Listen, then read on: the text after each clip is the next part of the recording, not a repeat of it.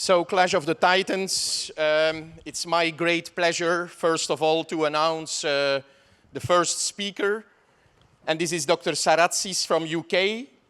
So there is an ongoing debate right at the moment in the field of the aorto-iliac occlusive disease on what to do. Angioplasty alone, stenting, bare metal stent, covered stent, self-expandable versus balloon expandable.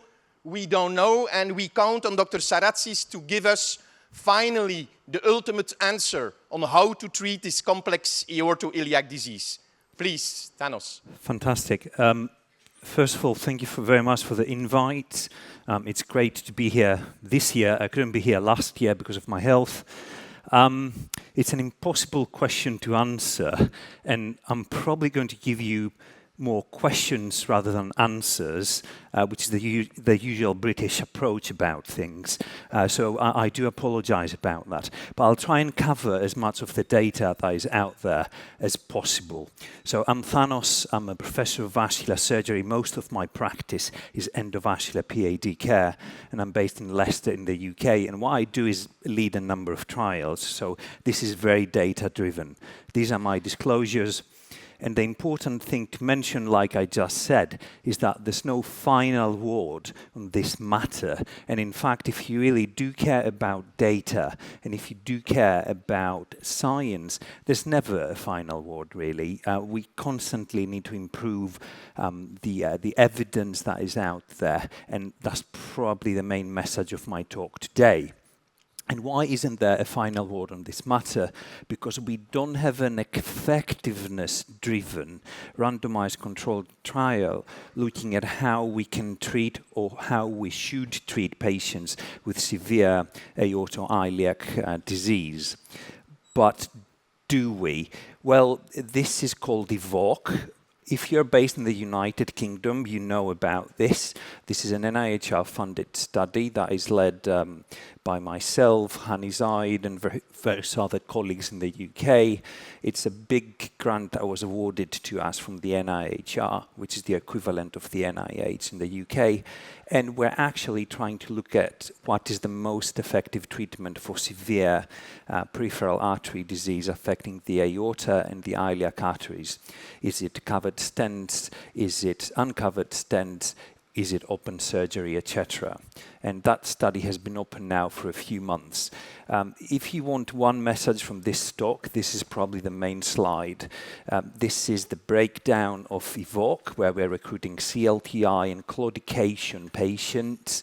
We need about 600 patients overall. We've got 130-something patients at the moment from 24 UK sites. And they're randomized to any open, any endovascular treatment. We're powered to look at amputation-free survival as well as quality of life, and we've got a big sample to look at whether covered stents or uncovered stents make any difference. So started last year, 130-something patients. I have just a question regarding the previous slide. I am still confused about the task classification. Do you think that it's useful, in fact, in routine practice, this classification, but also in terms of clinical study? It's quite complicated because you have a mix between stenosis and thrombosis. So what is your feedback about it? It's useless. I couldn't agree more. But you have to start somewhere. And this is an easy way to look at whether someone has got fairly extreme disease or not. This study has got about 600 patients in it, so we'll have enough anatomical data at baseline to tell you what is what. So we're collecting that information. We're not just looking at task. I do agree, task makes no sense in 2024. So moving on, this is the consort diagram of the study. About 300 patients in each arm, and we're trying to plow through 30-something sites in the United Kingdom, opened about 24. And that's another very important message. I've been to about 22 multidisciplinary team meetings now in the UK with radiologists and surgeons. Many people feel that they're happy to randomize a patient in such a study, But there's at least 2 or 3 sites out there that haven't even opened the study because the surgeons seem to know better. And I keep hearing things like, in my hands, open surgery is much better. I know how to deploy a covered stent better than my colleague next door.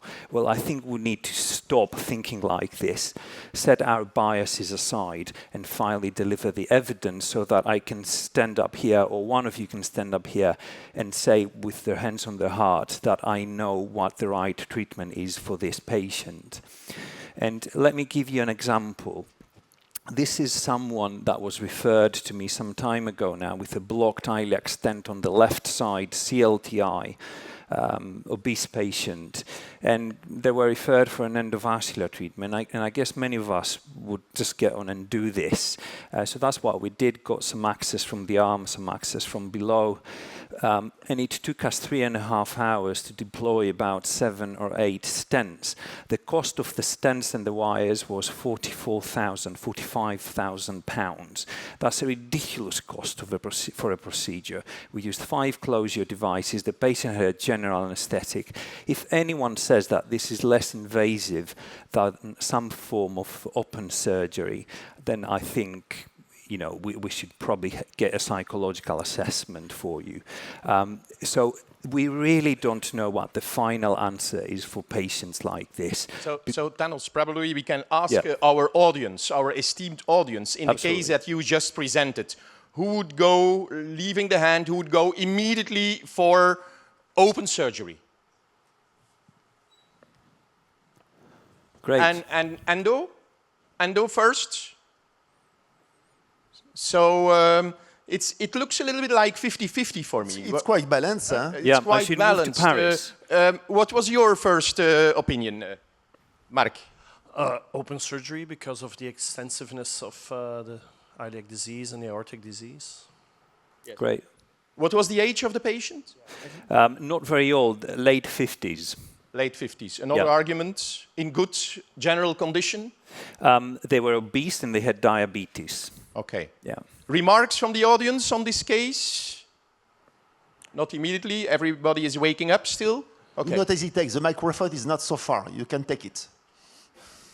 Okay, please go on. Great. So that's what we did. We've done about 150 CERABs now in Leicester, probably 160. But I honestly don't think that we're doing the right thing for some patients. And why am I saying this? Because again, there's no effectiveness studies to support this use of that many stents, and no one has really looked at the cost of it. So what is the gold standard really for aorto-iliac disease? I guess most of us would argue that if you've got a fit patient, the gold standard is open reconstruction, something like an aorta by fem, an aorta by iliac bypass, because the patency rates are excellent. And for those who survive after the first few days, they do absolutely fine after a number of years. So I do agree, for some patients, aorta by iliac, aorta by femoral bypasses might be a great solution. But we need to start thinking laterally as well, because that's not the usual PAD patient that we see. So for CERAB, these are the first results from our Belgian colleagues, and they reported very low complication rates even back in 2015. Our group, St. Thomas's, led by Hani Zaid and a colleague of ours from Nottingham, we performed a meta-analysis and looked at several observational studies, trying to understand what is going on with the complex aorto-iliac patients when they undergo endovascular reconstruction. That's out there. It was published about 2 or 3 years ago. I know this is a busy slide, but what I'm trying to show here is that we've got observational, non-randomized data for thousands of patients undergoing kissing stenting, a few hundreds of patients having CERABs, and lots of patients having open bypasses for this problem. And what we can say is that with kissing stents, the death rate is at about 1% if you're looking at 30 days. Almost zero with the very few CERAB studies that are out there, and about 3% for open surgery. And these are task D lesions predominantly. And the other thing that we can say is that with the highly selected CERAB data out there, patency at 3 years is excellent at about 97%. But please be aware, there's a lot of selection bias here. Obviously, it's the big centers that are reporting on these CERABs, and they're probably reporting positive results. Now, in the COBRA study, we got together a group of several hospitals across the EU. And we looked at what happens when you use covered stents and uncovered stents. These are the 12 sites that took part. This was led by something called RCPAD. This is a pan-European collaboration of several sites doing PAD studies. And essentially what we found for this group, many of them had CLTI, some of them were claudicants. There were patients undergoing revascularization with endovascular means for aorto-iliac disease, and I'm just going to jump to this slide and the next slide. We did a Cox regression where we found that if you use a covered aortic stent and covered iliac stents, your patency is better. So bear that in mind when you're treating those extreme patients. And that's data on hundreds of patients across Europe, 12 sites, mostly CLTI for TASC-C, TASC-D disease. So that's the take-home message from COBRA. There are many new things out there. I'm not going to spend too much time on IVL. I think it's quite new. And we have been using IVL in Leicester and various other UK sites for some time now. There's a study from the UK called SHOCK where we looked at some iliac lesions. And yeah, the results are fine, but there's no randomized evidence yet. This is a very calcified. Sorry. No, so what I'm trying to say here with IVL is that the future is coming very quickly, and there are many new endovascular treatments out there progressing very rapidly. IVL is one of them. Many people are using IVUS these days. I've lost access to IVUS, but I used to love it until January this year. It gives you the chance to size things properly, and there are new covered stents out there. So you can treat extreme aorto-iliac disease these days with covered stents, with IVL, etc. But these are costly treatments, so please bear that in mind. The solution is to do an effectiveness-driven RCT. EVOCC is happening right now. For any of you from the UK, if you haven't opened your site, please can you speak to me? And for any of you with your site open, please can you screen and recruit every single patient? We really, really need that. And final mention from me, a group of us from the UK, we've now managed to fund a study based on effectiveness outcomes for every single vascular pathology. Last night I heard that we just funded a major effectiveness-driven trial to look at open versus endovascular treatments for common femoral artery disease, and another one on acute limb ischemia with hundreds of patients. So we finally are able to provide the answers so that we can have the final solution to these problems that we're treating. Thank you very much. Thank you very much, Thanos. So actually, you stay there. We have some time. So important also for all the speakers, the timers are there. You know, the downside of interactivity is sometimes that you run a little bit over time, but you did a fantastic job. You add something very important. The majority of the physicians right up to now are convinced to use covered stent technology to avoid perforation or to avoid distal embolization. You added a third component, higher efficacy. Correct conclusion? Absolutely. From the COBRA study, everybody agree here in the audience with this? Because I know that there are really, at a higher cost, there are really believers in as good efficacy results with bare metal stents and a lower cost. Yeah, but from the data we've got right now, which is observational data from the COBRA study, we can say that at least for the first 1 year to 2 years, you get better outcomes with these covered stents. Questions, remarks, points of disagreement, please. Yes, Erik. Yes, as you mentioned, there are now randomized controlled trials comparing, let's say, bare metal stents and covered stents. But you put also covered stents in task A and B lesions, or only task C and D? I think the the COBEST study, from an efficacy perspective, has probably answered that. And I'll come back to what Cohen just said about perforation. If I'm treating an iliac lesion, I think I'm happy to spend an extra few £100 and put a covered stent in there so that I can sleep well at night and the patient can sleep well at night without dying due to bleeding. And the other thing to say, reintervention is crazy expensive, and we've shown that before in something called the costly TLR study. So I keep thinking about the extra £100-200. If I'm going to get the patient back in for another stent, that's £10,000. Another question, in the case of a combined aneurysmal and stenotic disease, you have, let's say, patients with an infrarenal AAA of 4 centimeter and a stenotic iliac lesion.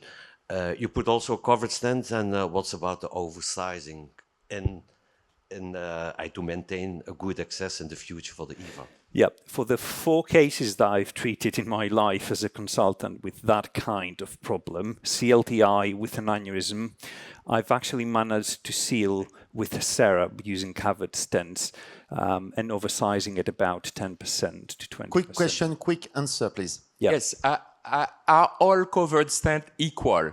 Basically, is double-layered stent and single-layered stent perform equally in this indication?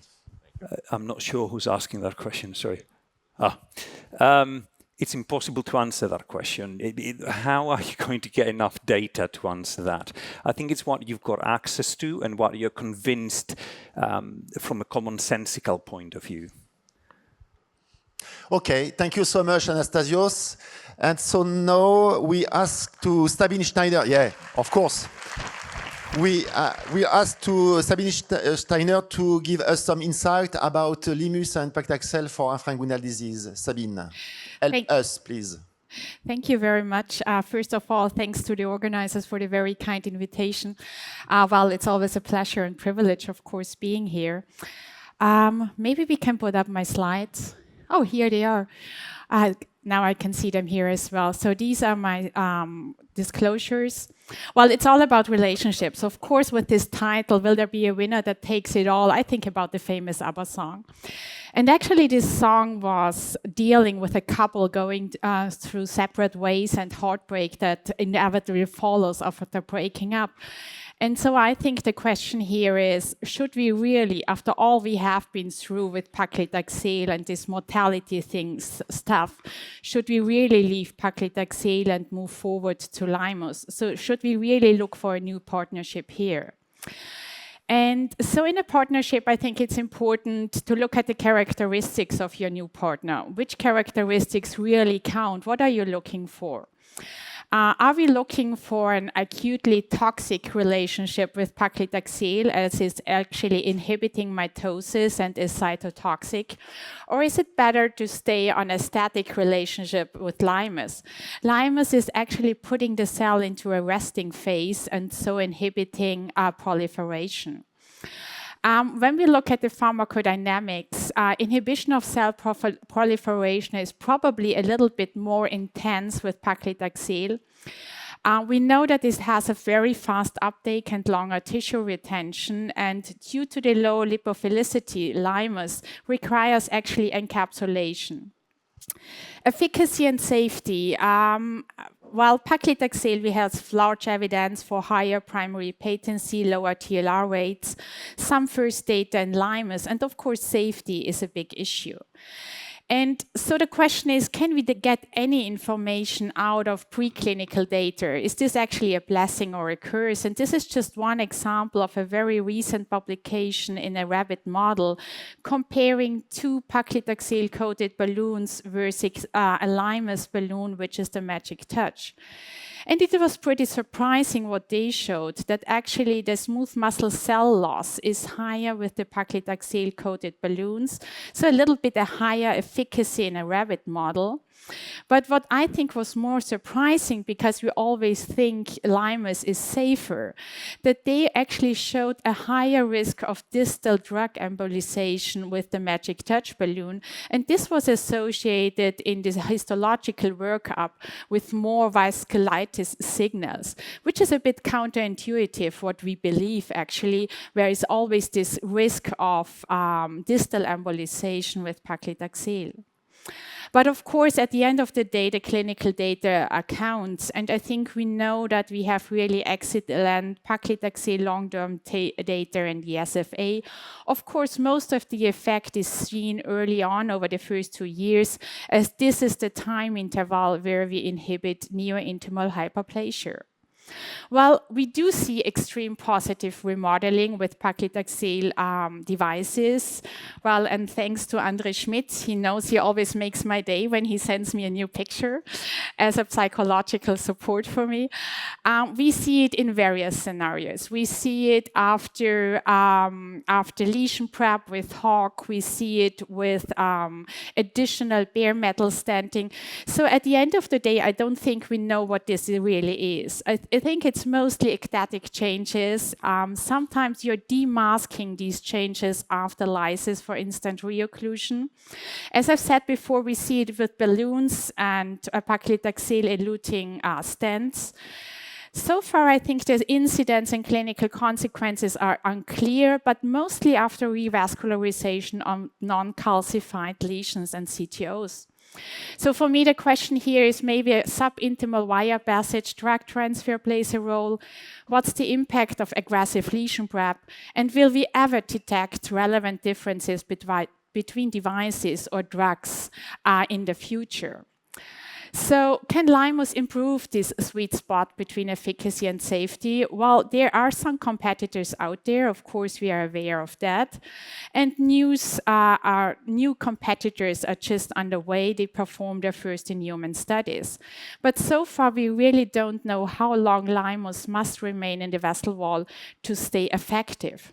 Well, the first answer, or let's say a first hint the Sirona RCT has given, it's a prospective multi-center German-Austrian study with a non-inferiority design, including moderately complex lesions 2 to 20 centimeters.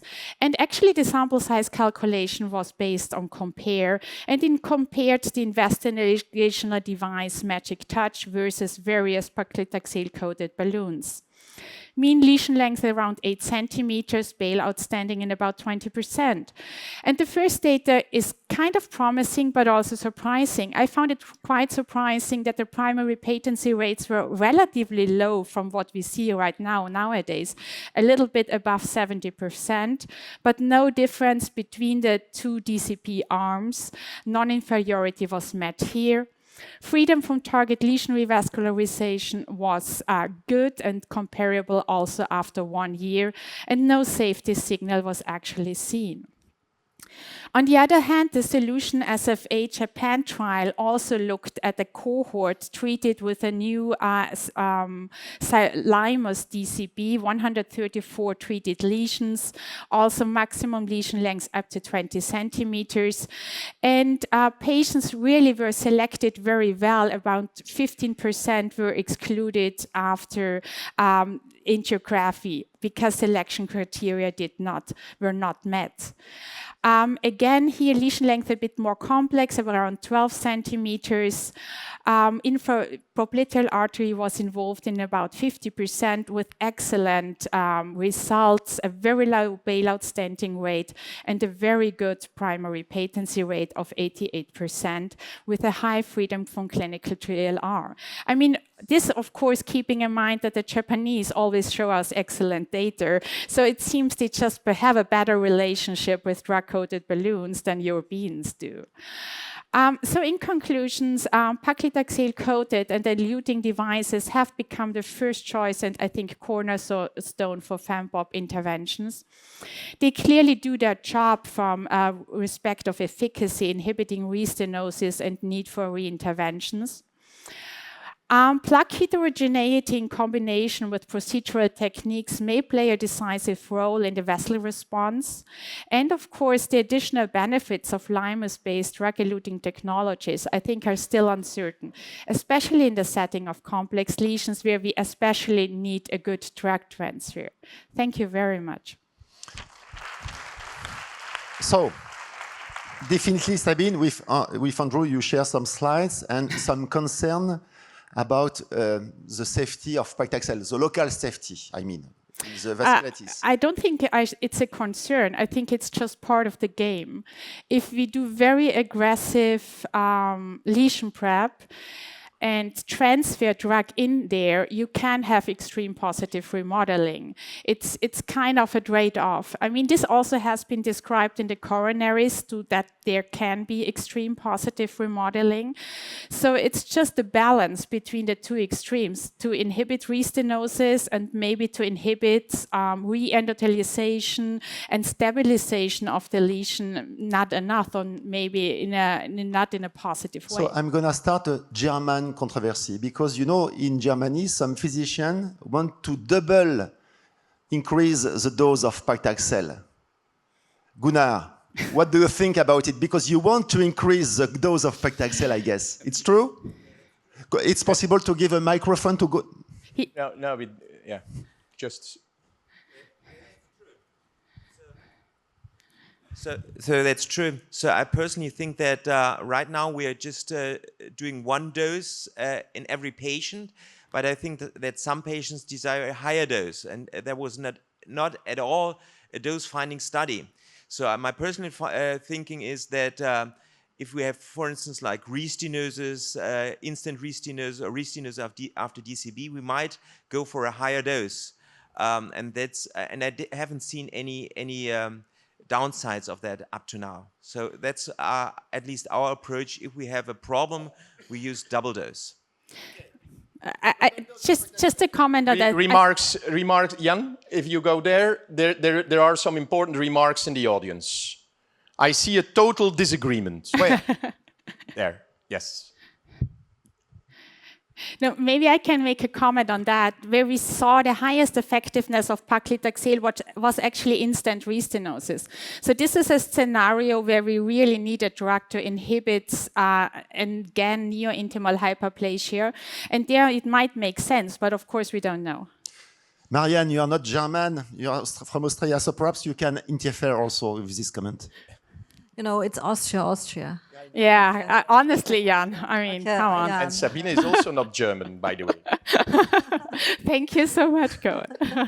I think, you know, it really depends what device we are using with regard to the dose and how the device has been built. And I think this is so important. And I have another question going away from paclitaxel, which Sabine showed, the sirolimus distal embolization. We are right now focusing especially in below the knee on sirolimus-coated devices. Will that have an impact of what we are doing, especially below the knee and critical lymphedema? Absolutely. I think this is extremely important. We tend to believe in some aspects, but we really have to check it very, very carefully. And I think this is interesting about this study in the rabbit model. To identify what Gunnar said, what does it mean double dose? Does it mean for you 2 times DEB, or does it mean what I do, won't say often, but for ESR, for example, is it DEB plus DES? So what we did is double DCB drug-coated balloon. So we have taken a drug-coated balloon and taken another one. So and we have done another study, instant restenosis study, and what we've seen is so we just compared bare balloon versus drug-eluting balloon, and in the very 1 or 2 years the DCB was better, but about after 3 years it was just the same. So at least in instant restenosis, the DCB did not last so long. So every patient who had a restenosis, either treated with a DCB or with a bare balloon, got double DCB.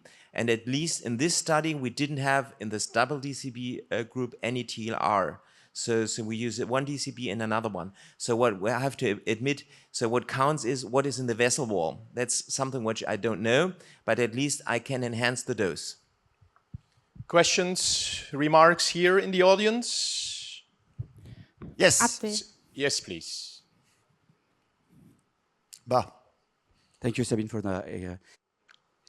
We are talking about double DCB dose. What about association of DCB and drug-eluting stents? I mean, there's not a lot of data out there. There are some small case series with DCB and silver BTX, which Fabrizio Fanelli published. We have an own series with about 100 patients receiving DCB plus drug-eluting stenting. We didn't see any safety signal. But honestly, these numbers are much too low because those pictures I showed you are very selected cases in an extremely high volume center who used paclitaxel-coated balloons for much longer than a decade on a really daily basis for every patient. So this is also the point I want to make when we move forward to limus. Until we will have this amount of evidence with limus, it will take at least another decade and millions of treated patients. And this I think we have to keep in mind before we make any conclusions very quickly. I mean, there are some onsets from the United States from some physicians to mix limus and paclitaxel on drug-coated balloons. Do you think that could be some kind of... Well, there's even a balloon under development having both drugs on it. I really don't know if it makes sense. I mean, so far the problem of limus, of course, is to stay long enough in the vessel wall.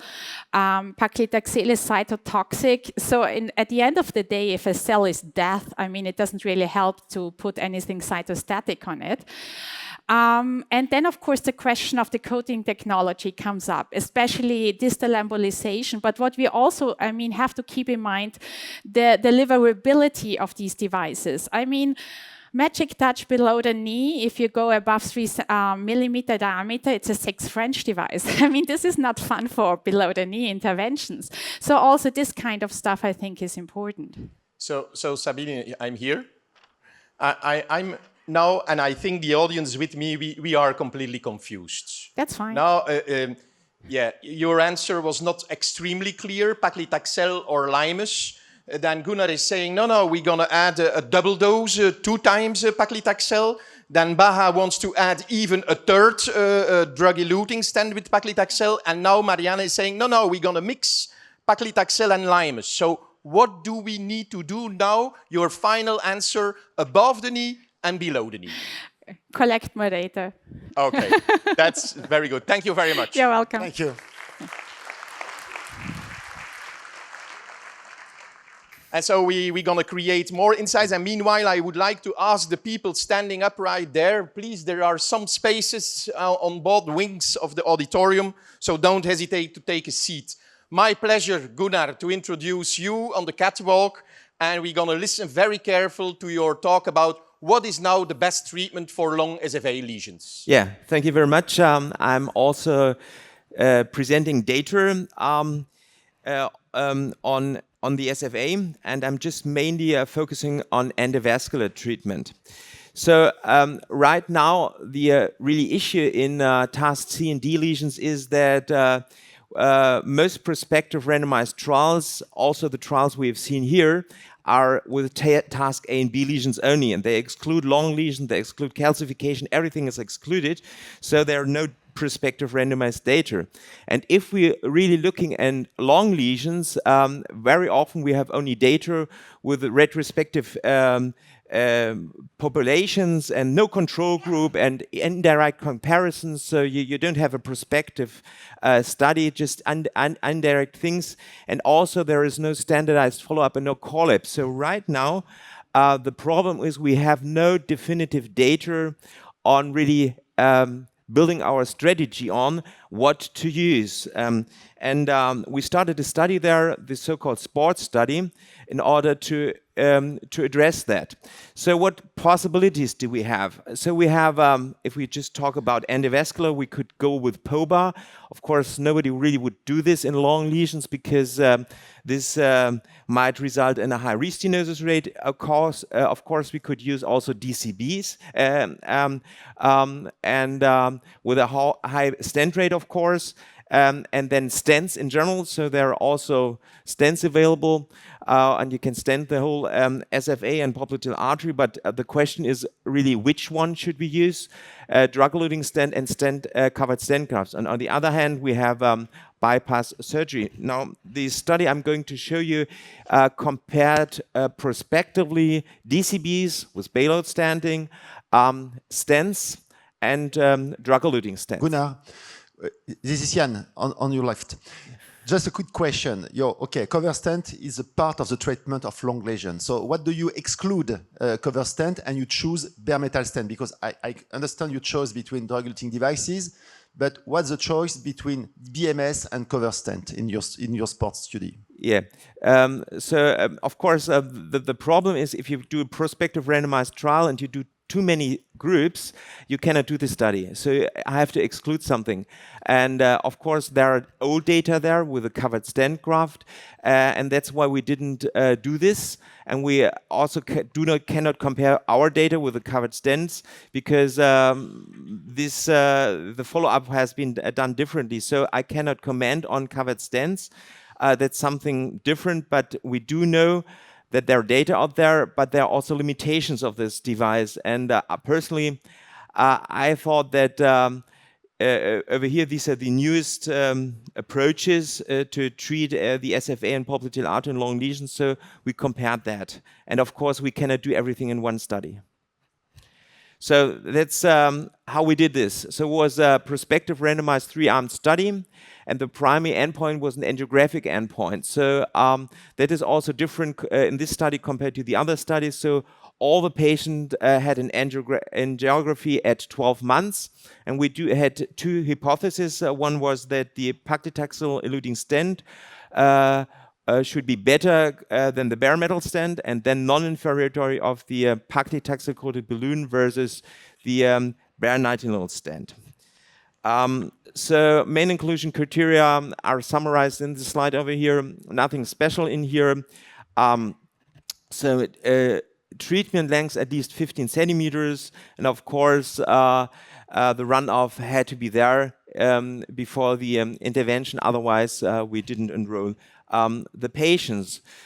This was an Austrian-German study with several sites who participated. And these are the patients you see. More than 200 patients have been enrolled, roughly 75 patients in all groups. You see the follow-up in the slide over there.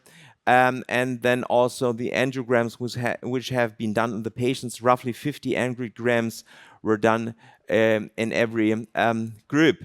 So this was is just one example of a patient who was enrolled on the left-hand side, total occlusion. This patient was randomized to the Eluvia stent, the drug-eluting stent. On the right-hand side, we also treated the patient, but with DCBs, not within the study, just out the study because the patient had to be enrolled only once. So antegrade approach over here, and then the outflow, and this was the result after the intervention. So looked very nice.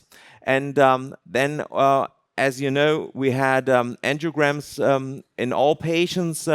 This was the result. And the next slide at 1 year on the on the right side of the patients, DCB with spot stenting. On the left-hand side, the drug-eluting stent. Now the question is, how did the data came out of the study? So over here we have the baseline characteristics. You see that we didn't have so many patients with diabetes. Most of the patients were classified Rutherford 3, and a lot of smokers, as you see over here. So lesion lengths quite long. So over 20 centimeters, 23 centimeters in mean, not much differences here. Total occlusion, more than half of the patients had total occlusions, like in those patients I've shown you. Occlusion length, of course, was a little bit shorter, 17 centimeters. The diameter stenosis, of course, was very high. All patients were analyzed by a core lab, and the calcification was quite high in all the groups. Procedural data here, pre-dilatation 90-95%. Treated length, of course, longer. And then, which is also very important, post-procedural MLD. So the MLD was higher in the stented group compared to the DCB group. You see here, diameter stenosis after the intervention in DCBs was 30% versus 20% in the stented groups. Now, efficacy and safety endpoints, diameter stenosis, 12 months core lab data. You see diameter stenosis primary endpoint, bare metal stent 60%, paclitaxel-coated balloon was quite high, 53%, and then the drug-eluting stent only 25%. So late lumen loss. So that's something which really was lost after the intervention. 2 millimeters in the bare nitinol stent group, around 1 millimeter paclitaxel balloon, and only 0.4 millimeter in the Eluvia stent group. So we had two hypotheses. First one was superiority of the drug-eluting stent versus bare metal stent. This was positive. And then second hypothesis was non-inferiority of paclitaxel-coated balloon with bare nitinol stent, also positive over here. So this is just the same, just comparing those three groups. Primary endpoint, you see bare nitinol stent versus DCB plus stent, and the Eluvia group did best. And again, this is a secondary endpoint, late lumen loss, 0.4 millimeter in the Eluvia stent group, and then DCB double and also double in the bare nitinol stent group. So freedom of TLR, this is also very important, of course. You see down here at 6 months, there wasn't any big difference between those groups, but then at 12 months there was a difference. So only around 5% of TLRs in the drug-eluting stent group versus around 20, a little bit over 20% in the paclitaxel-coated balloon group and the bare nitinol stent group. So these are the clinical endpoints. A Rutherford classification, not much difference here. So there was a trend of a better outcome in the paclitaxel-eluting stent group. So summary and conclusion in that prospective randomized trial is that the Eluvia stent showed significantly better angiographic results 12 months after treatment compared to the treatment with the bare nitinol stents. We have seen non-inferiority of the paclitaxel-coated balloon treatment compared to bare nitinol stents, shown for angiographic stenosis degree. And the PCB treatment in long complex lesions required a lot of stents, so though the stenting rate was over 50%, and the TLR rates favor the Eluvia stent over the other treatment groups. So what we're doing here also is we are following those patients more long-term, up to 3 years, and we are also looking into the subgroups and see if we learn something from this. Thank you very much. Thank you, Gunnar. Thank you very much, Gunnar. So when I'm looking around me here, I see a lot of surprised people, a surprised audience, because a few years ago we were discussing about leaving nothing behind, and now you are advocating with the sports trial to leave all drug-eluting stents behind. So what is now the correct answer? You are also confused? I'm confused, but I think there are two arms in the world. This one might be primary stenting with new devices, could be bare metal, could be covered, could be DES. And the other arm might be still leave nothing behind. And my main question is for the audience and also for you. What is a proper definition of a vessel preparation? The angio feelings, or is it? So vessel prep was done with a bare balloon. mainly with bare balloon, and was in order to place a stent or a DCB before. So the vessel prep is something I think which is I think a little bit according the efficacy endpoint of patency right now overestimated, because right now we have a lot of vessel prep devices, and we know that with vessel prep and this is something which is very important in the DCB group, we might reduce the stenting rate, but no study up to now has shown that the efficacy rate, so that's what we're going for really, can be enhanced with vessel prep. So I don't really know, and this, I think this is still an open question, what is the role of vessel prep? So we don't know. So what we're looking into in the study here, the benefit of that study is so we have angiograms in every patient, and we have also follow-up angiograms. And what we know from that study is that we have up to 3 years, I think 96 TLRs. So we're taking all TLRs, we're taking all the angiograms, and we're looking what was really the failure mode. So was this vessel prep, was this, especially in the DCB group, the DCB group did not come out the way I thought the DCB would come out. So why was that? Didn't we stent enough? Was the vessel prep not enough? The DCB itself is the B. Brown device. I think it's like a device which has been proven outcome, so that's a good device. But it might be that in such long lesions, we might do something else. 3 questions, 3 short answers, please. First. Yes, thank you for a great talk, and congratulations on your study. I just wanted to know, when you had to perform bailout stenting, did you use bare metal stents or did you use drug-eluting stents? And how did you interpret the results? Was it intention to treat, or did you redirect the patients to another arm? So we used bare metal stents. And we had it was up to investigator. We had the possibility to use 10 different stents, whatever the people would like to use. And what we are looking, we are currently doing a reanalysis and analyzing all the angiograms right now. We don't really know in the DCB groups where was the restenosis. Was this in the areas where we did not stent? Was it in the stented area? Was it at the edges? Where was it? But we allowed bare stents only. Gunnar, thank you. Sani here. Excellent talk. I know that most of your patients with the DCB ended up with bailout stenting, but the conclusion says that the DCB was not inferior to bare metal stent. How can we reach this conclusion if most of the patients ended up with bare metal stenting? How can we differentiate whether the primary patency is because of the bare metal stent or the effect of the drug, knowing that most of them ended up with a bare metal stent? It's not most, it's 50%. And of course, it's not the whole lesion coverage, it's just a part of the lesion. And what we're looking at in the future is how much of the lesion was really covered and where did the restenosis occur. So right now, at least with the DCB, we have a drug there in order to reduce restenosis, something which reduces proliferation. In the bare group, we don't have that. So that's a totally different approach. Last question. Thank you for your presentation. I'm a little surprised about the choice of angiographic control at 1 year. Versus ultrasound or CT that, in my opinion, may be less invasive and give us the same anatomical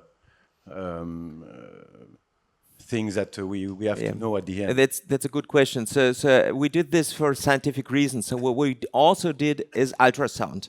So we have ultrasound at that time point also, and we will have ultrasound at 2 years and 3 years. And we compare this, but with the ultrasound you can only have patency, but the idea of that study is to better analyze the failure mode, and this is possible with an angiogram only.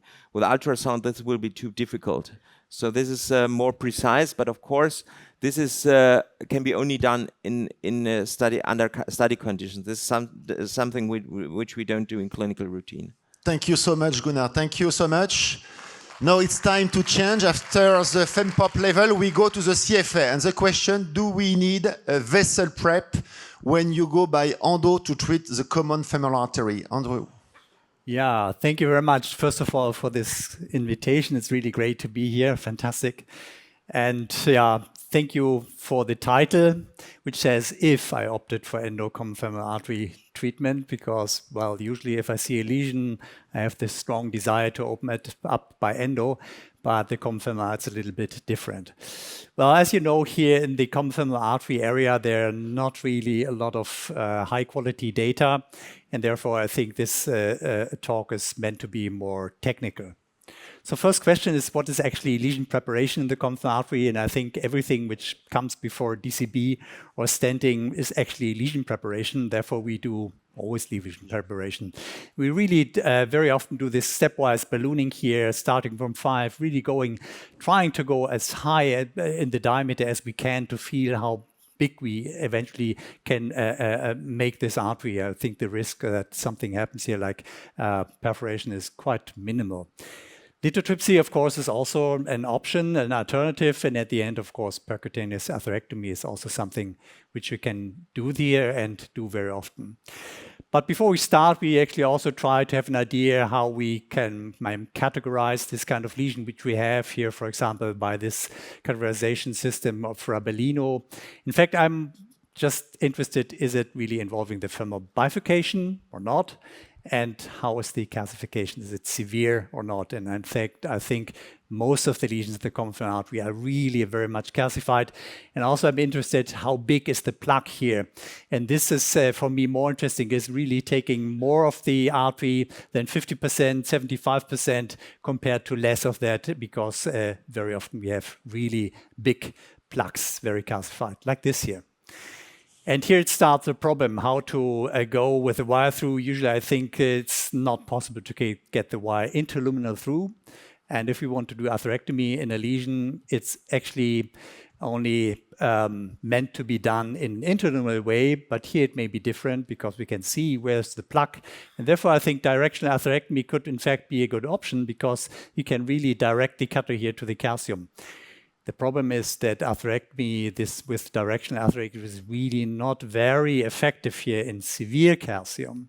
So that's what we add. We always try to add something we have to, like, for example, piercing, which I think is really helpful here to loosen the plaque density here, and give local anesthesia to increase then our balloon size, to eventually then take a superior stent in, which I think in these kind of lesions is very often the final treatment and very important, and the final solution, the actually only solution. There are lesions which I think can be treated by directional atherectomy if they are not calcified, also bifurcational disease ending with DCB, or these kind of restenosis after surgery also work very nicely with directional atherectomy with DCB, but unfortunately these are rare. More often, of course, we see these really intensively calcified lesions as this. If we manage to get the wire interluminal through as this here, that would be our choice. Jet stream atherectomy with filter, again, small devices, big artery. We have to add balloons here, piercing, local anesthesia, to eventually get this artery open here.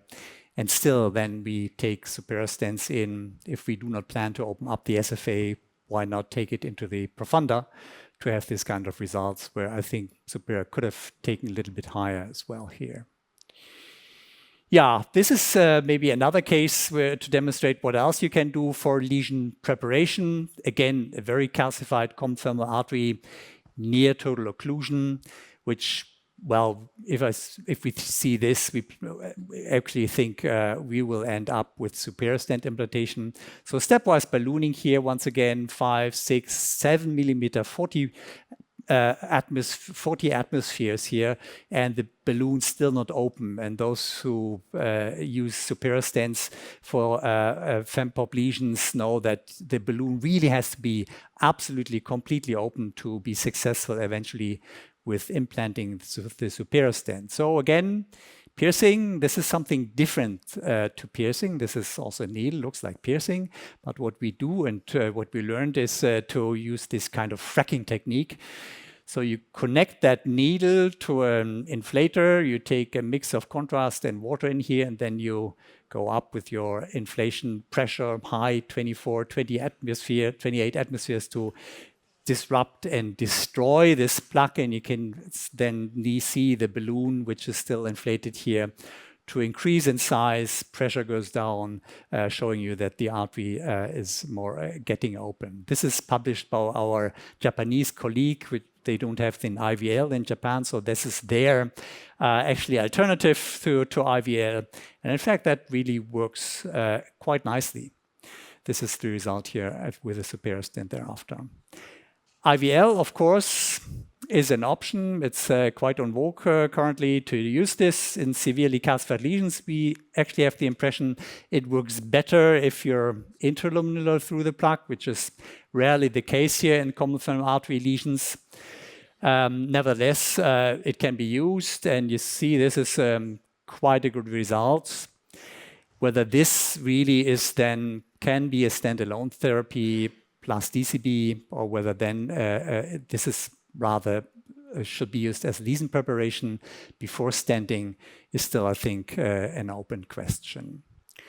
So to answer this, I think we need more data, and I think in this regard, this is currently, I think, the most interesting study ongoing, the PESTO common femoral artery study, comparing here in a one-to-one fashion directional atherectomy plus DCB versus surgical treatment in a prospective multicenter randomized fashion. Thomas Zeller from Bad Krotzing has initiated this 320 patients, and we are near about to complete that study.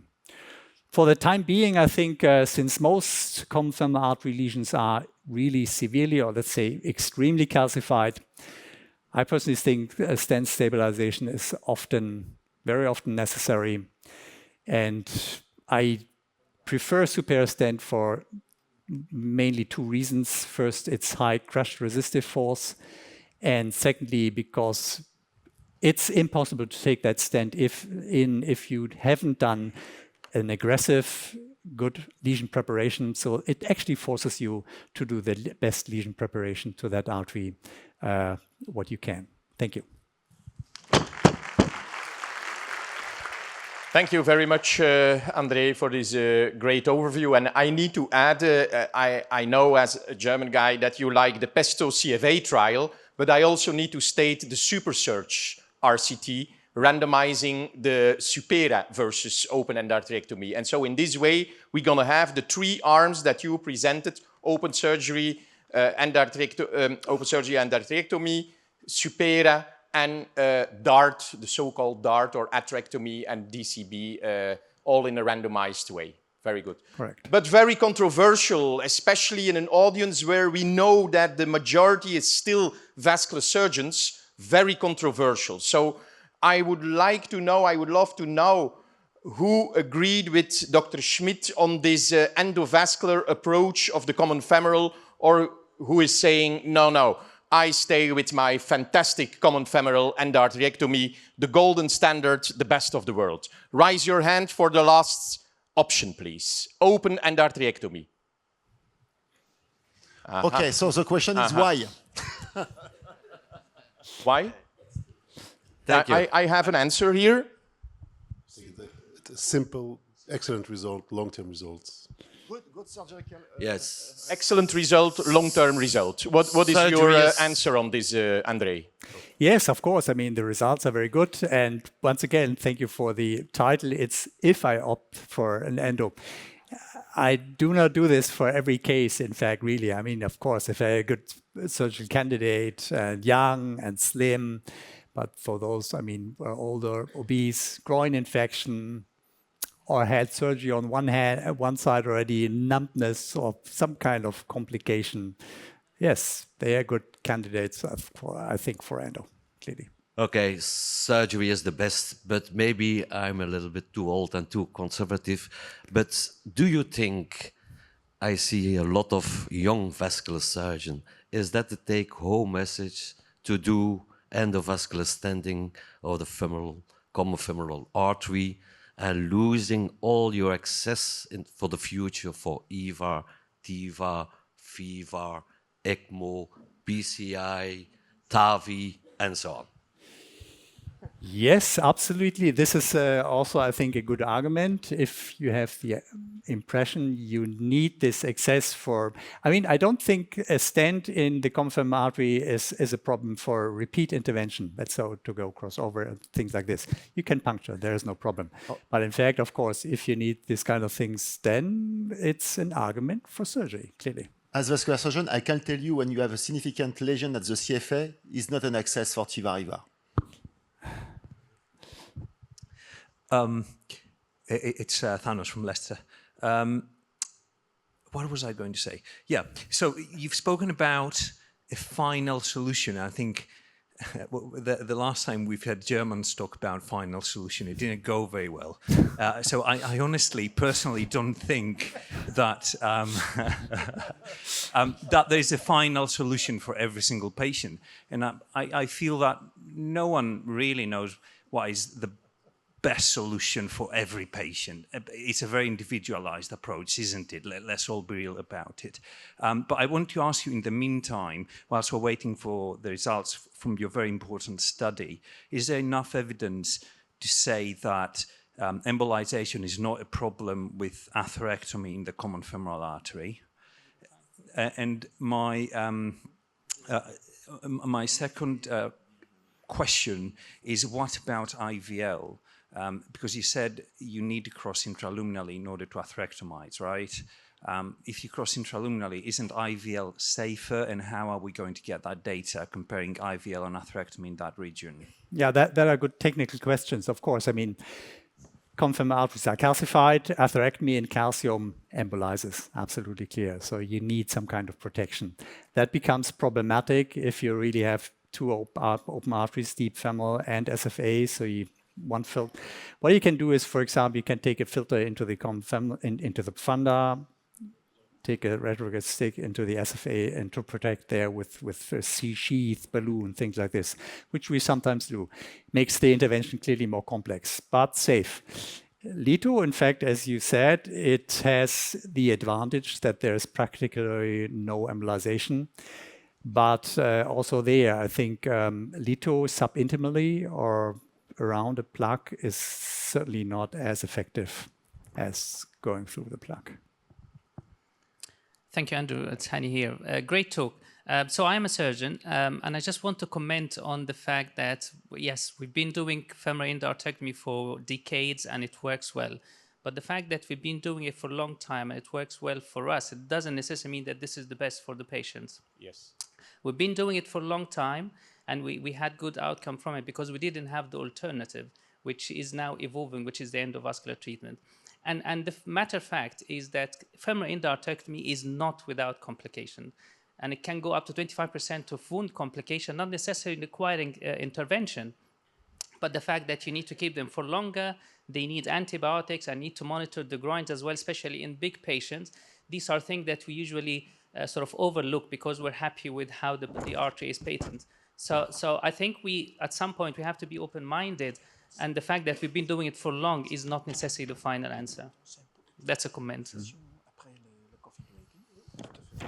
So based on this, I need to add that indeed, Hani, based on what you were saying, that it's for the first time in the updated 2024 ESVS guidelines that there was quite conservative ESVS guidelines, that it was the first time that there was an opening for endovascular approach, especially in the isolated common femoral artery lesions without femoral bifurcation involvement, and also in the so-called hostile groins. And I agree with André that, as you've mentioned, a young, fit, slim patient, not a lot of discussion. But how many of these patients are you seeing in your daily practice? I see old, fragile little ladies, 88 years old, with critical limb ischemia and a bunch of calcium in their groin. So think about this as a surgical audience. More questions, more remarks, points of disagreement? Yes, please. I agree, it all comes down to patient selection. It's okay, but just one point, you have to add in the cost, which is an issue. This certainly depends on the country where you're working, I mean, length in hospital stay is long. The staff you need for surgery compared, one single operator, a nurse for endovascular treatment, of course, on top the devices. So at the end, this also has to be calculated, in fact, for every country. And the results may be different. Thank you very much. Thank you, André. We move on. So now it's my great pleasure and honor to announce Marianne Brodmann from Austria. And so we know that there are a lot of ongoing studies on resorbable scaffold technology. So, but Marianne, please explain me now, resorbable or non-resorbable? That's the question. Thank you, Koen. Thank you, Jan, for the kind invitation to be here. And I'm already done with my talk. I do not know the answer. Okay, I do not know the data yet. As long as you are not resorbable, we are happy. I'm not resorbable. I'm for sure not resorbable. That's something I can guarantee. So I try to give some kind of, how to say, overview in which area it might be an alternative to have TS or TRS as a better option. I think in the above the knee, stent rate is still relevant. We have seen it with Gunnar's talk that even if we use TCPs in complex lesions, we need stenting. What kind of stenting? It's another issue. TS wins for sure over bare metal stents, even when added to paclitaxel-coated TCP, which is the main TCP above the knee. And bioresorbable scaffolds are right now evaluated as so-called leave nothing permanent behind, but we still do not have the data right now. Drug-coated balloons are the first options. I guess we all agree on that, but real-world data show higher stent rate as we have seen in the RCTs. So we need some kind of mechanical fixing. We have the reality trial, which has been conducted here in France, mainly by Jan Göffig. And we see that with regard to the performance of TES compared to commercially available PMS, even also in complex lesion, TES had a better primary patency. And this was showing that TES is better than bare metal stenting. Comparing the different kind of TES we have seen so far, we have two major players, and we see that at the end of the day, out to 5 years, there is not that much difference with regard to the efficacy. Bioresorbable scaffolds, they are just evaluated. The key player right now is ephemeral. We have a completely new design, as you can see here. It's a design of alternating dissolvable drug-eluting scaffolds put on a balloon base, and which is then put and left behind in the vessel. There is a first-in-human study in New Zealand and Australia. We have some data which have been presented by Andrew Holden, and they seem promising, but it's just a beginning, and it's for sure too early to make any kind of final conclusion and draw any kind of final conclusion out of that.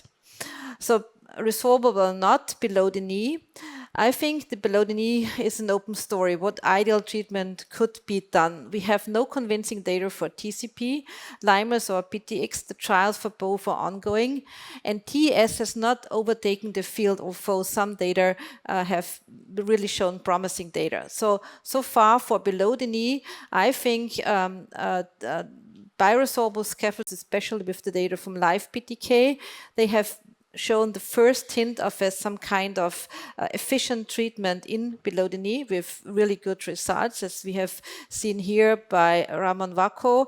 This has already been published. We already have in the meantime a longer term follow-up data up to 2 years.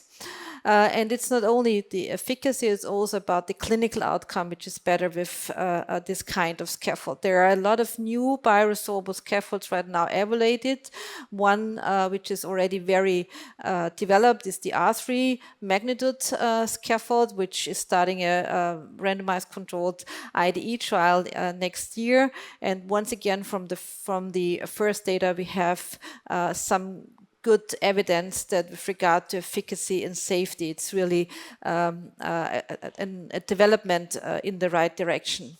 So above the knee, for drug-eluting stents, we need an algorithm.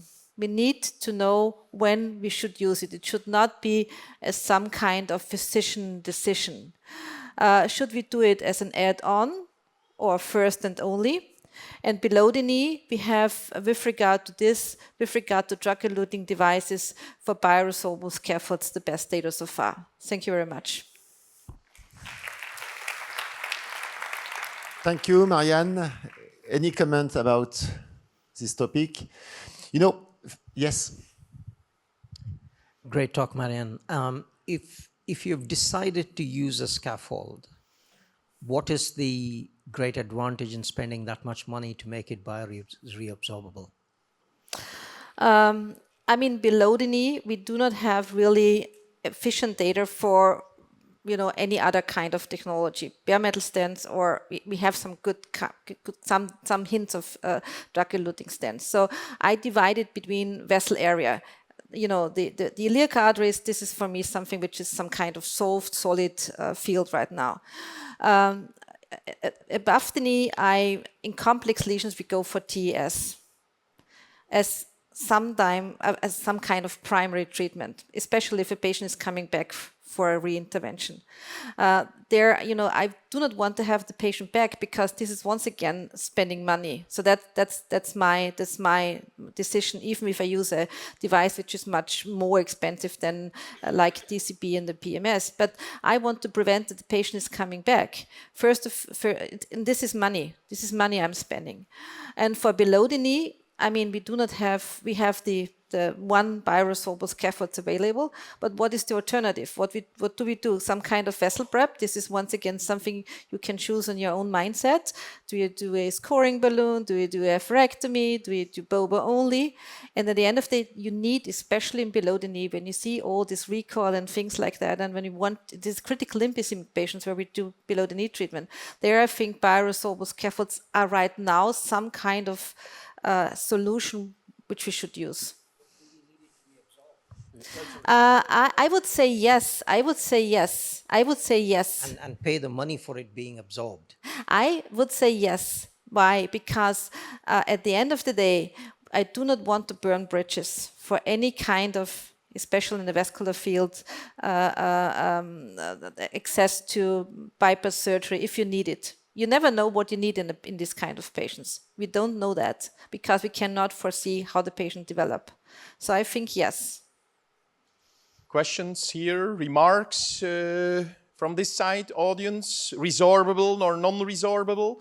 I have a question for you, Marianne, and it's always a little bit in the same area, especially below the knee, where this topic is the most established, let's say, live BTK, lesion length 38 millimeter. I mean, I don't know what is it in Graz, but if I'm working in Dendermonde, the below the knee lesions are at least 15 centimeter and more. Graz is not a short, Graz is also long, Okay, so long lesions. So I mean, what do we need to do in this situation? Do we need to implant 5 resorbable scaffolds? Or because I've learned from the cardiologists also going from healthy to healthy. So how to deal with that? Is there in the pipeline, as you know, all these kind of innovations, a long resorbable scaffold coming up? The R3 scaffold can be put up to every length you want. Every length? Yes. They right now have a 78 and they will produce a 98. Fantastic. So I think this is some kind of development, which, this PRE is how to say the scaffold which started the successful story. So there for sure further development, and I completely agree with you. We need it for especially below the knee for longer lesions. Then we need to decide primary stenting or bailout stenting. I think for bailout stenting we can use shorter scaffolds, and if the companies are able to produce the longer lengths, and this is something they need to solve technically, I think then it could be a good treatment method. And then we need to decide where we use it. This is something we need to decide. It's always longer in the diamond. But what I mean, the current resorbable stent has been developed for coronary. Do you see any specificity, but in terms of length, of course, but do you see any other specificity for BTK field? For the bioresorbable? In terms of drug, in terms of release, in terms of kinetic also of the release, do you see any specificity for coronary to BTK to develop the bioresorbable stent? Because so far, what we use in terms of bioresorbable stent come from the coronary field. Yeah. I think especially we should not always compare coronary to peripheral. That's one thing, because the peripheral vessels have a completely different mode of action than the coronary vessels. And we should focus on the peripheral and say, okay, coronary is coronary, peripheral is it's their own space. And we need to, with regard to drugs, we need to make our own insight what kind of drugs we should use. We should really separate from coronary. This is my message, and especially also with regard to the mechanics, what kind of outward force, etc. do you need in the peripheral vessels? This is different from the coronary. Therefore, I think a lot of coronary devices have failed in the peripheral before, because we made just this mistake. If it works in coronary, we can use it in the peripheral. Peripheral is different. With regard to the vessel diameter, with regard to the length, with regard to the mechanical forces, with regard to the mode of action, what vessels are doing when we are in there. It's different. And so, is there some room for improvement? Yeah, it is. Okay. So I have a good friend from Brazil over here. What do they think in Brazil about this resorbable scaffold technology? Are you already using it, or do you say, no, thank you, it's much too expensive for what we have right up to now? Gustavo? We are not using it, but we're expecting. But we probably have the same issue that all the world has, is the price. But it's promising and good technique. And what we do below the knee nowadays is just DCB. And we think that the reabsorbable stents can be really valuable. Perhaps we can ask also from Singapore. Yes. So what do you think about this new technology? Do you use it? What kind of perspective you have? We don't have it in Singapore yet. In Singapore? Yeah. No, we don't have access to it. So we do look forward to having it when it comes, but right now we don't have access to it. Yeah. So, Marianne, I have a question for you, but because I'm also struggling this. You mentioned it as a bailout. So you have two options: the primary treatment, full lesion coverage, that's it, scaffolding.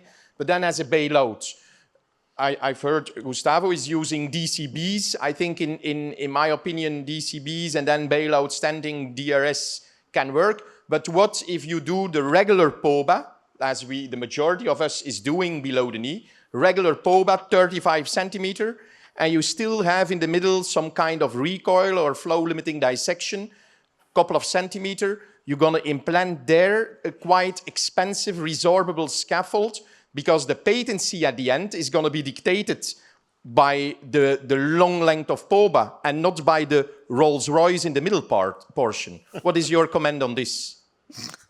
I would decide for the Rolls-Royce. I knew it. I knew it. No, the thing is, Koen, we always say about price with regard to devices we use in the procedure. I think we should have a different look at on that as well. The patients do not want to come back for a procedure. These are old, frail patients. It's critical limb ischemia, below the knee disease. They have wounds. They want to be done with us. They want to see us once and not a second time, even if you're a nice guy like you. But this is what they do not want to see. The intervention is difficult. It's a risk. So use the best thing you have to treat the patient as efficient as possible. And coming back to your question, I would right now decide to seal this middle part, this residual stenosis or dissection. And I think this is something we always have to have in mind. Price is not only what we, how much the procedure did cost, but we have to calculate everything. And I think this is something we should have in our mindset as well. And if you pay peanuts, you get monkeys. Yeah. Thank you, Marianne. Thank you so much. So now it's my pleasure to welcome Dr. Soga. Thank you. Dr. Soga come from Japan. Thank you. Yeah. And I am always very impressed by the amount and also the quality of the Japanese trial. And so it's time to introduce the Seoul Japan trials with the support of Vascular. Thank you so much. Thank you very much. I've just arrived early in the morning in the palace. Bonjour, everyone. I came from Japan, so I'd like to introduce the Seoul Japan trial. It's a great honor to be here to present my presentation. This is my disclosure. Before starting my topics, I'd like to introduce, as you know, the luminal DCB. So approved trial. The Seoul Japan is an approval trial in Japan because the Japanese government always need a new device for Japanese efficacy. Therefore, so if we'd like to use a luminal new DCB, we need a new clinical trial, approval trial. Then we started the luminal DCB clinical trial. Let me introduce the Seoul Japan trial. This trial is a single-arm, prospective, multi-center, non-randomized and open-label clinical trial for Japanese patients. Sample size is 120 patients. The primary efficacy endpoint is a one-year primary patency, which was defined as a 2.4 or more of the PSVR by duplex or freedom from TLR. This trial was sponsored by Medicos Hirota trial. Here is the main key eligibility criteria. Inclusion is here, the Rutherford category 2 to 4, de novo stenotic or restenotic after the balloon angioplasty, or occluded lesion for SFA and proximal POP. The lesion length was less than 200 millimeters. Successful pre-dilatation is needed.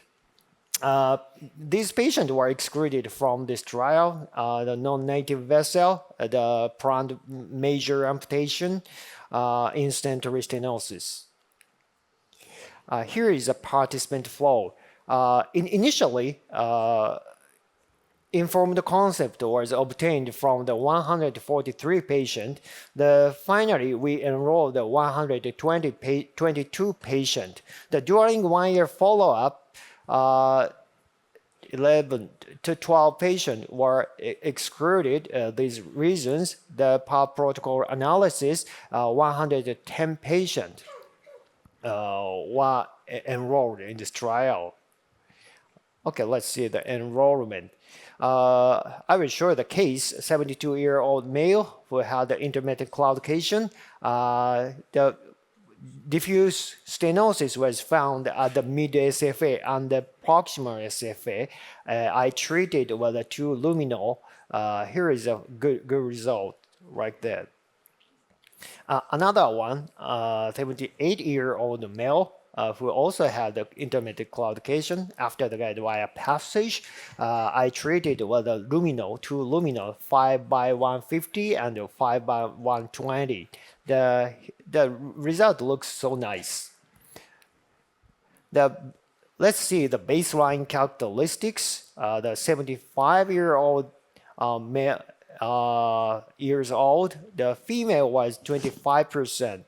The renal insufficiency was about 20%. So diabetes is much more higher, 57% of the entire vessel. The main Rutherford category is for the cloud count. More than 95% was intermittent claudication in this trial. Let's see the lesion characteristics. Mean lesion length was 111 right here. The presence of CDO was 23%. Right? That main lesion was from the task 2 category was task A or B. The mainly simple lesion was enrolled in this trial. The surprisingly, bailout stent is 0%. Nobody put a stent after the DCB. So Dr. Soha, sorry to interrupt you, but this you need to explain to us. I've seen your 2 beautiful cases, 35, 40 centimeter lesion, 2, 3 luminars, final result perfect without any bailout stenting. Yeah. I cannot reach in Dendermonde in my center this fantastic result. What is special in Japan that you have this extremely low bailout stent rate? Thank you very much. All kind of DCB trial in Japan, the lower bailout stenting rate. The reason is very simple. First, is a bailout stent is not reimbursed in Japan after the DCB. Right? That's probably a very important reason. Yeah, that's an important reason. Therefore, many physicians struggle to bail out to put the stent, right? The second, we usually routinely use the IVUS. Therefore, so we always check the optimal vessel diameter. So also we check the dissection after the balloon angioplasty. This is a good dissection or bad dissection. If we can see the bad dissection, we do not enroll this trial, right? Therefore, it's a very, very low bailout stent. Understand? I understand completely. And a prolonged inflation time of your balloons? Maybe. Because in Japan, you are a little bit more zen than we are, so probably you do some longer inflation times. I don't think so. Maybe 2 to 3 minutes. I'm not a patient. I know. As you know, yeah, maybe 1 minute or 1.5 minutes. Initially, I said 3 minutes, but I can't tolerate. Thank you very much. Here is the distribution of the lesion length. Mean lesion length was 100, around 100, but we included nearly 200 lesions in this trial. Let's see the clinical follow-up. 1 year angiographic follow-up. Let's see the case sharing, the 71-year-old female, the very focal stenosis I treated with a luminal 5/80. The initial result is good. The 1 year result is also good. Nice look. This is a CTO, 80-year-old female. After the guidewire passage, I treated 2 luminals, 6/150 and 6/120. So as you see, the much longer DCB, but it's correct because we check the IVUS based on the healthy to healthy concept. Therefore, usually longer DCB is needed, as you know. The final result, good, and 1 year result, it looks so nice. As you can see, a little bit negative late lumen loss. In other words, positive remodeling was found right there. Another case, the focal stenosis at the SFA mid, but I treated it from the much longer side. The treated was a luminal 6/150 and 7/120. So 78-year-old female has 7 millimeter SFA. Do you believe that? But IVUS tells us that's the optimal size. After the result, the 1 year later, no restenosis was found like that. Here is a 77-year-old female, the diffuse stenosis lesion. I treated the luminal 5/20. It looks so nice. After the 1 year, a little bit moderate stenosis was found, but it's not restenosis because it did not meet the restenosis criteria. No decreased AVI, no symptom recurrent, good clinical course was observed. Maybe this is a restenosis case, 80-year-old male, the long diffuse lesion. I treated with the luminal 5/150 and 5/120 to cover the whole lesion. Let's check the 1-year angiography. So moderate stenosis was found partially the two sides, the proximal and the distal side. There is a restenosis was found, but it's okay. No recurrent symptoms, just only no need for the TLR. That's good clinical course in this case as well. Let's see the efficacy, the total efficacy. The 1-year primary patency was extremely high, the 94.9%. The 3 restenosis case, the 1 TLR, the 1 true occlusion. That's an amazing result. How about the freedom from TLR at 1 year? Then 99.2% at 1 year. Just only one patient. After that, so we found the who's TLR. We searched during the physicians, but just only 1 TLR in this trial. Let's see the functional outcome. Here is the AVR, the changing the ankle brachial index improvement from the 0.7374 to the 0.9596. So after that, the procedure, the changes the AVI, improvement of AVI was maintained up to the 1 year, like that. Another one, here is a Rutherford cross and the QOL analysis. The both category is very impressive, improving. In terms of the safety endpoint is a composite endpoint. Here is a 99.2%. Just only one event during the 1 year follow-up, much higher. The major adverse event was just only 1.7. The thrombosis was found during the 1 year follow-up. Then this patient received the TVR. Both is the same patient, the very, very low major adverse event. Let's compare another DCB clinical trial in Japan. The luminal 1 year primary patency was more than 90. The other clinical trial does not reach to the 90%. Therefore, the highest result in the Japanese clinical trial from the luminal. Let's see the EVOCC trial. Compared to the South Japan, the 1 year primary patency is also higher from the EVOCC trial. That's an amazing result. Okay. Please continue. Okay. Conclusion. The South Japan trial demonstrated a higher primary patency, very lower TL-out rate without bailout stenting. The 12-month result of the luminal for Japanese patient was fantastic. Thank you very much for your attention. Thank you very much. Thank you. The lady was also crying that she was impressed by your results, actually. So are there burning questions for Dr. Soha? Yes, please.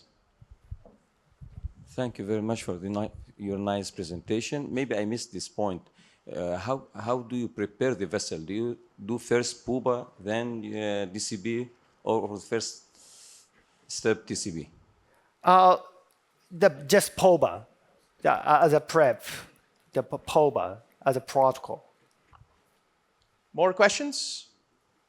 Yes, Jan, there? Yeah, hostess is there. Yeah, please. Yeah. Congrats. Could you tell us, why do you use a long balloon even if you have a short stenosis? Why do you use the balloon alone? So you mean why do you use a long balloon if you even if you have a little or short stenosis? Well, so why? What's your? I think it's about the healthy to healthy zone concept. Yes, correct.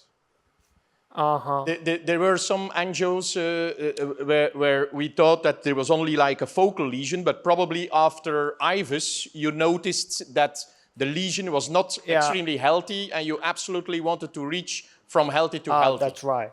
That's right. After the IVUS passage, I was told that the lesion is more longer. Yeah, therefore, so for the focal lesion from the angiography, I treated to the healthy to healthy concept. The much longer balloon seems to be used. Two final questions, Hani and Ba, please. Thank you very much. Very fascinating results. I just want to revisit the bailout stenting part as well, because we earlier heard that after DCB, you get probably around 50% bailout stenting rate. And if I understood correctly, you said that this is because you're very liberal with IVUS use, and this probably shows you that the lesions are not that sort of tight. However, in all the studies, IVUS was always associated with higher bailout stenting rate compared to angioplasty without the IVUS. So how do you do it? Yeah, completely. I agree with you. So IVUS can reduce the bailout stent because so from the angiography, the dissection is very severe, looks like, but IVUS, it's not same. So circumferential dissection or dissection big area is bad, but luminal area much bigger from the IVUS findings. It's okay. No restenosis was occurred in the chronic phase. So also do not put the stent. So therefore, the IVUS and the pressure gradient is a key point to put the stent or not, I think. Just a comment. Thank you for the presentation. According to what I understood about your inclusion, patients are included after the IVUS control. So we could not generalize your results for all the patient claudicant or patient from Rutherford 2 to 4. It's results for patient with, as you said, not very bad dissection controlled by IVUS. Actually, IVUS is just an imaging device. Therefore, IVUS does not improve the patency. Therefore, based on the IVUS findings, sometimes the gentry ballooning or sometimes the active ballooning struggle to make a big area.